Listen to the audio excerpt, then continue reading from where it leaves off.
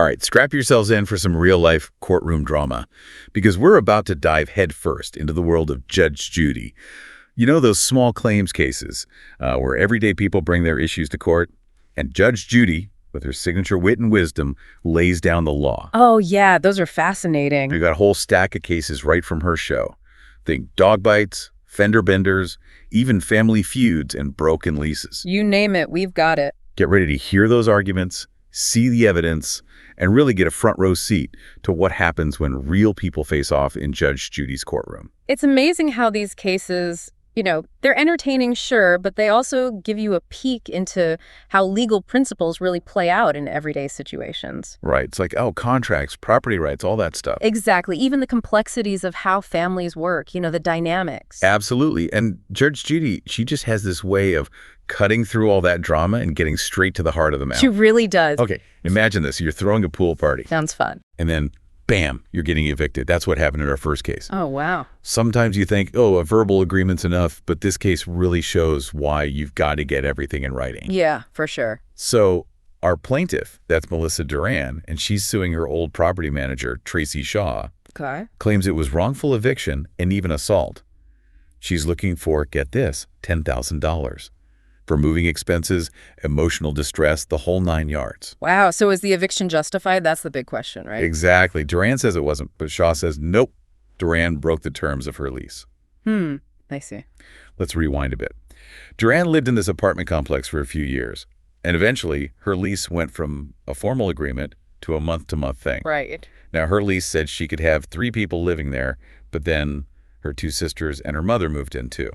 Oh, that's more than 3. Yeah, you can kind of see where this is going, right? Yeah. Landlords, they usually have pretty strict rules about, how many folks can live in a place. Going over that limit, well, that can be grounds for eviction. Yeah. And here's where things get juicy. The final straw was a pool party. Duran's sister invited some guests, brought some food, and Shaw claims that was against the apartment complex's rules. Interesting. So the question is, were those rules, about the pool, were they clearly communicated to Duran? Like, were they in her lease agreement? And that's exactly what Judge Judy zeroed in on. I bet. Turns out there were 2 different versions of these pool rules going around. Oh, that's not good. Duran had the old version, and it didn't say anything about guests or food. Uh-oh. But Shaw, she said she put up the updated rules on the tenant's doors. The ones with the restrictions on guests and the whole no food policy. That's definitely a problem. I mean, this whole discrepancy, it shows why clear communication and having everything documented is so important between a landlord and tenant. Yeah, you've got to make sure everyone knows the rules and any changes, they're written down and everyone's informed. Absolutely. Well, that lack of clarity ended up costing Shaw big time. Judge Judy just wasn't convinced that those new pool rules actually applied to Duran's lease. I see. And then it was all this back and forth about, get this, an alleged assault that happened at the pool. Duran said Shaw threw an eviction notice at her face, but Shaw said, no way, there was no physical fight. Wow. Without any solid evidence, Judge Judy couldn't really make a decision on that part of the case. Yeah, that's tough. It's a good reminder, though, that whenever you're in a disagreement, stay calm, stay professional. Things can get heated, but if you get physical or start making threats, that can have some serious consequences. Totally. So what happened in the end? Well, Judge Judy actually ruled in Duran's favor, but not because of the pool party drama. Remember how Shaw gave Duran that 3-day notice to quit? Yeah. That's that super serious legal document? Yeah, for those who don't know, it basically means pack your bags, you've got 3 days to get out, or you're facing eviction. Right. You usually only see that for really serious lease violations, like illegal activity or not paying rent. Right. And Judge Judy, well, she just didn't think what Duran did, even if it was against the rules, was bad enough to deserve that kind of notice. Yeah, I see. She thought a 30-day notice, the standard one for month-to-month tenants, would have been much fairer. That makes sense. This is a good reminder that the whole eviction process, it has to be followed very carefully. Landlords can get into trouble legally if they don't do it right. Totally. Now, because of all this, Duran had to hire a lawyer to fight the eviction, and it cost her $950. So Judge Judy, she awarded Duran that amount in damages, basically covering her legal fees. That's interesting. So it really highlights that even legal fights that seem small, they can lead to unexpected expenses. And it shows how important it is to get some legal advice if you're ever facing eviction. This case really got me thinking about, like, the power dynamic between landlords and tenants. What do you think about that? It's true. Tenants often feel vulnerable, especially when they're threatened with being kicked out. Judge Judy's ruling, even though it wasn't a complete win for Duran, it emphasizes how important it is to protect the rights of tenants and make sure they're being treated fairly. All right, let's switch gears now and move on to a case that's a real curveball. We're talking about a messy breakup, some unpaid wages, and even a missing phone. This one, it's a head-scratcher for sure. This next case, it throws us right into the world of employment law, contract disputes, and all the complications that come up when personal and professional lives get all tangled together. All right, so we've got Adam Snyder and his girlfriend, Julie Alice, and they're suing their former farmhand, Trevor McCormack. Okay. They're saying Trevor, he broke his lease, owes them money for a phone, and never paid back this personal loan. Oh, wow. And get this, Trevor's actually countersuing them, says they owe him for unpaid wages. It's like a whole tangled web. You know, this just shows how messy things can get when personal stuff and work stuff get mixed up. Agreements, obligations, feelings, it all gets jumbled together. It's a total mess. Okay, for some backstory, Trevor was dating Natasha, and she worked at Adam's restaurant. They were living in a trailer on Adam's property, but then they decided to break up. Oh, that's never easy. After that, Trevor asked if he could rent the ranch house on the farm. It was empty, and they agreed on $800 a month. Okay, I see. But here's where things get kind of tricky. Before Trevor moved into the ranch house, he was already working on Adam's farm, while he was living in the trailer with Natasha. Yeah. So you've got this, overlap of their personal relationship and their work arrangement, and that becomes a big deal later. It does, and it gets even more complicated. Trevor only lived in the ranch house for like a month, but during that time, oh boy, there was a lot of financial drama. What happened? Well, first, there's the phone dispute. Julie had added Trevor and Natasha to her business phone plan. She claims they promised to pay for the phones up front, but they never did, so she ended up having to pay. Ooh, that's not good. And it gets better. Trevor claims he didn't even know he was getting a phone until Natasha told him to go pick it up with Adam. Oh, so there's a he said, she said situation. It sounds like there was some miscommunication, maybe different understandings of what they actually agreed on. This really shows why it's so important to have clear written agreements, especially when money is involved. For sure.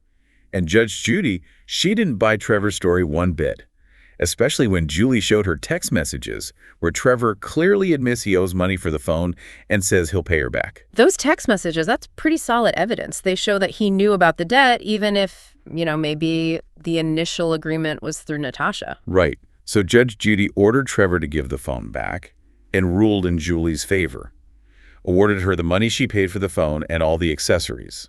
That makes sense. This actually illustrates a legal concept called ratification. It basically means that even though Trevor didn't personally make the first agreement, his actions later on, like admitting he owed the money and even making a payment towards it, well, that essentially confirmed the contract. It made him legally responsible. Okay, so now let's get to this loan situation. So Trevor's car breaks down in Oklahoma. Uh-oh. And he needs money to get back to Michigan. Julie says she loaned him $670, being a good person and all. But Trevor claims he didn't even ask for the money. Oh, so there's another disagreement about what actually happened. Again, you can see how their intertwined relationships make things unclear. Julie says she gave the money to Natasha, who then gave it to Trevor, and Trevor's saying he wasn't even there when they talked about the money and never got it directly from Julie. And the craziest part is Julie had this text message from Trevor where he specifically thanks her for the loan and promises to pay her back from his next paycheck.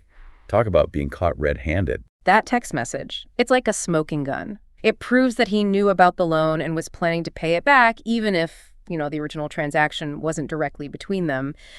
It just reinforces that whole idea of ratification we talked about earlier, how things you do after the fact can create a legal obligation. It's crazy, right? So Judge Judy, she ruled in Julie's favor again and gave her the remaining amount of the loan.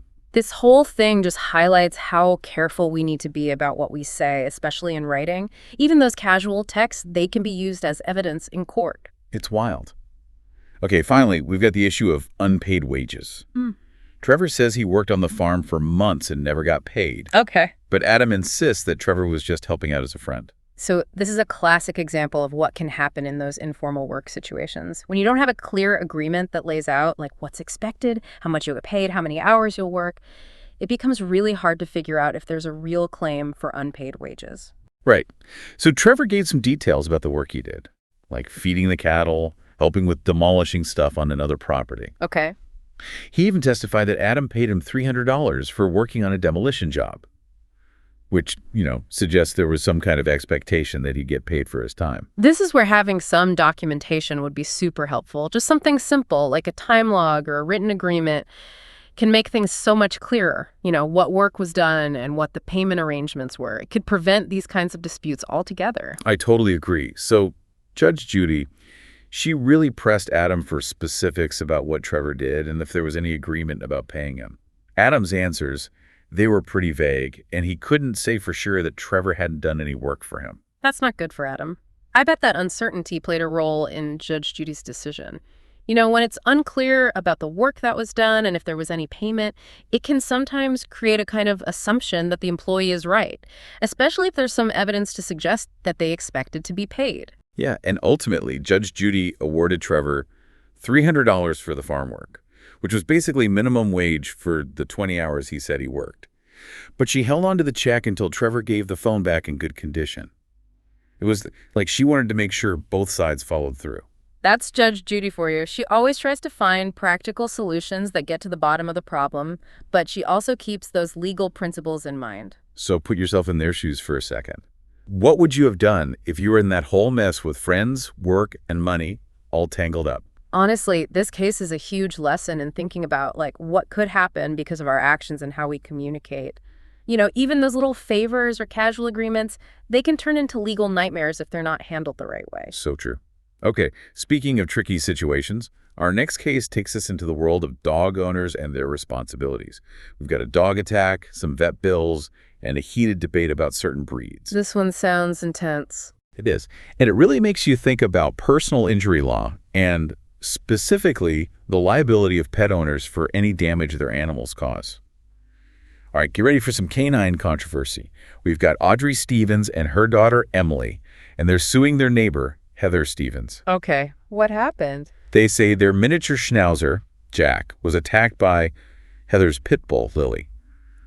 They want money for vet bills and for, pain and suffering. Dog attacks, they can be so scary. This case really brings up those important questions about responsible pet ownership, especially when you're talking about dog breeds that have a reputation for, being aggressive. Right. It's a tough one. So Emily was walking Jack on a leash, like always, and then bam, out of nowhere, Heather's pit bull, Lily, charges out and attacks Jack, bites him on the leg. Ouch. The first thing they can't agree on is whether Lily was even on a leash at the time. Audrey and Emily say they've seen Lily roaming around the neighborhood without a leash loads of times, but Heather's adamant that she never lets her dog off leash. So it's a he said, she said situation. It is. And Judge Judy, she didn't believe Heather for a second. I bet. She flat out told Heather that she didn't buy the whole always on a leash thing, especially after Audrey showed pictures of Lily off leash. Oh, really? So they had proof? Yeah, and they were taken after the attack happened, which really made Heather look bad. Those photos, that's pretty damning. It completely contradicts what Heather was saying, and it really hurts her credibility. It just goes to show when you're in court, you've got to be honest and stick to your story. And it gets even wilder. Heather brought this friend, Karen, as a witness, and Karen said she saw the whole attack go down. But her story didn't quite match up with what Heather initially said. Oh, that's not good. Right. So Heather had said in her response that she was on her porch when the attack happened. But Karen testified that Heather was actually in the driveway near where Lily was chained up. That's a pretty big difference. Judge Judy picked up on that immediately. She basically said that either Heather or Karen wasn't telling the truth. Makes sense. Someone's not being straight. She even said she thought Karen was more likely to be lying since she was Heather's witness. That's rough. This just shows how crucial it is to really prepare your witnesses and make sure their stories line up with what actually happened. When you've got contradictory accounts, it can really hurt your case and make people doubt everything you're saying. It does. And then, to make things even more confusing, they couldn't agree on whether Jack had provoked Lily in the first place. Heather claimed Jack was a barker, and that he'd barked at Lily through the fence before. Interesting. So that brings up the question of whether being provoked can be a defense in dog bite cases. Right. Some states actually have what's called a vicious dog statute. Basically, if your dog has a history of being aggressive, you can be held responsible for any injuries they cause, regardless of whether there was any provocation. Judge Judy, she wasn't buying the provocation argument at all. She said it didn't matter if Jack barked or not. Heather was responsible for making sure her pit bull, a breed that can do some serious damage, was properly restrained. She's right. This illustrates the legal idea of strict liability in dog bite cases. If you own certain breeds, especially ones that are considered dangerous or vicious, you're often held fully responsible for any injuries they cause. And it doesn't matter if you took precautions to prevent it. That's heavy. So Judge Judy awarded Audrey $441, which was the cost of Jack's vet bills. And she made it clear to Heather that she needed to take responsibility for her dog's actions and make sure something like this never happened again. This ruling really underscores how important it is to be a responsible pet owner, and it shows the legal consequences that can come with not controlling your animal, especially if it has a history of aggression. This case is a reminder that owning a pet, it's a big responsibility that extends beyond your own yard, Right. You've got to think about the safety of your community and do everything you can to prevent your pet from hurting anyone. What are your thoughts on all this? Do you think breed-specific laws, where they target certain breeds, are they fair? It's a tough question. This case brings up those complex ethical and legal issues about how we balance the rights of pet owners with the safety of everyone else. It's a conversation that requires us to consider the specifics of each situation, the characteristics of certain breeds, and the importance of responsible pet ownership. There's no easy answer. All right, moving on. Our next case is, it's a family affair gone wrong. Two sisters ended up right in Judge Judy's courtroom. Oh, family disputes can be the toughest. This one's going to be interesting. It is. We've got Tiffany Nelson, and she's suing her sister, Brandy Mata, for property damage. The whole thing started after Brandy moved out of a basement apartment in Tiffany's house. Oh, wow. So living arrangements within families, that can get complicated. This case really shows how important it is to have clear communication, boundaries, and even written agreements, even when it's family. When you mix personal relationships with money and living arrangements, it's crucial to set clear expectations and have some legal protection. Absolutely. So here's the backstory. Brandy needed a place to stay after her son was injured in a tornado. Tiffany and her husband, they offered up their basement apartment, thinking it would be temporary. Their disabled mother would eventually move in. That's a kind gesture. It was. But that initial agreement, it was all verbal, no specific time frame, no real documentation. That's where the trouble started. I can say that. What was supposed to be temporary, it dragged on for over 3 years. And things started getting really tense. Tiffany claimed Brandy left the apartment in terrible condition. Thousands of dollars worth of damage, mostly to the carpets. Yikes, that's a lot of damage. So now we're talking about reasonable wear and tear versus actual damage. Landlords, they're responsible for keeping the property in livable condition, but tenants have a duty to leave the place reasonably clean and not wrecked, right? Exactly. And Tiffany brought in photos of those stained and damaged carpets, arguing that they had to be completely replaced because of Brandy's pets and, general neglect. Those pictures, I bet they were pretty convincing. Visual evidence is powerful, especially when you're trying to show the extent of damage to a property. They were. But Brandy, she argued that she took pictures of the apartment when she moved out, and she said they showed it was in decent shape. So conflicting evidence. It's a classic he said, she said. This just highlights how crucial it is to document everything, both for landlords and tenants. Take dated pictures of the condition of the place before you move in and when you move out. That way, if there's a dispute about damage, you've got proof. Right. It can save so much trouble. But the property damage, that wasn't even the only issue. Tiffany also accused Brandy of harassment. Oh, wow. Yeah, she claimed Brandy sent her threatening texts and social media posts. This is where the case goes beyond property law and into personal behavior. Harassment, even between family, can have legal consequences, especially if there are threats. Brandy denied all of that, and she countered that Tiffany actually made it hard for her to move out. Even called the cops on Brandy's friends when they were helping her. Wow, so they're both accusing each other. This just shows how messy family disputes can get. You've got feelings of betrayal, resentment, anger. It all escalates the conflict and makes it that much harder to mend things. It really does. In the end, Judge Judy, she focused mainly on the property damage. She said some wear and tear was expected after 3 years, but the condition of those carpets was way beyond normal use. This really reinforces the idea that tenants are responsible for keeping the place in decent condition, and they can be on the hook for damages that are more than just normal wear and tear. Yeah, that's fair. Judge Judy awarded Tiffany $4,125, which was the cost to replace the carpets. And she allowed Brandy to get her furniture, the stuff she left behind, but with a marshal there to make sure everything stayed peaceful. That makes sense. Judge Judy, she's all about fairness, but also practicality. She took care of the main issue, the damaged carpets, but she also recognized Brandy's right to her belongings, even if she had to put some safeguards in place to avoid more conflict. This case really hit home for me. It's a reminder that family relationships, they're precious and easily strained, especially when money's involved. It shows how important it is to have clear communication, set boundaries, and be willing to compromise. To stop those small disagreements from turning into huge legal battles. These cases from Judge Judy, they're not just about legal rulings, are they? They're about people, their choices, their relationships, and how they react when things go wrong. That's so true. These cases really offer some great lessons for everyone. We've seen how quickly those disagreements can turn into court cases, often over things that could have been prevented with a little bit of communication and planning. So, as you go about your life, your relationships, your agreements, remember to get things in writing, set those clear boundaries, and maybe even brush up on your legal knowledge a bit.